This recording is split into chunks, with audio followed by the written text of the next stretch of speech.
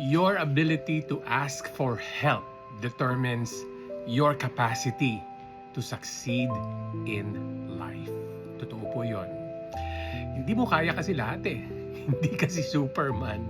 Kahit nga si Superman, natatalo din, di ba?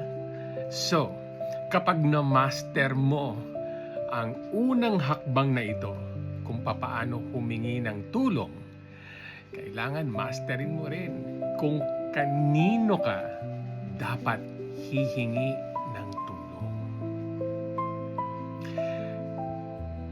Bilang 50-year-old na plus. Isa yan sa mga na-master ko later in life na hindi ko nga kaya lahat at kailangan ko ng tulong. Minsan, hingi ako ng tulong sa kaibigan, sa kapamilya.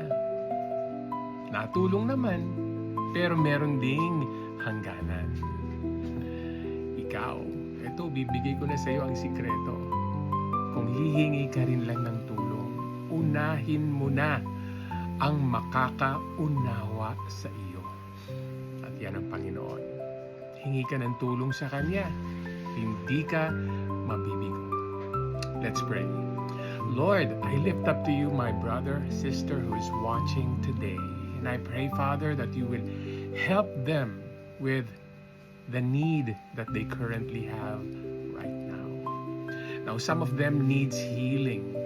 Lord, pagalingin mo sila. Some of them needs finances. Lord, punan niyo po ang kanilang pangangailangan. And some of them needs value in their life back. Kasi araw-araw na lamang trabaho, bahay. Walang value. Limited value. So we ask, Father, that you would bring value back to their life. Remind them their mission and their goal. Na kayo na rin po ang nagtanim sa kanila noon. Ipaalala mo, O Diyos, ang kanilang calling sa buhay. This we pray in Jesus' name. Amen. God bless.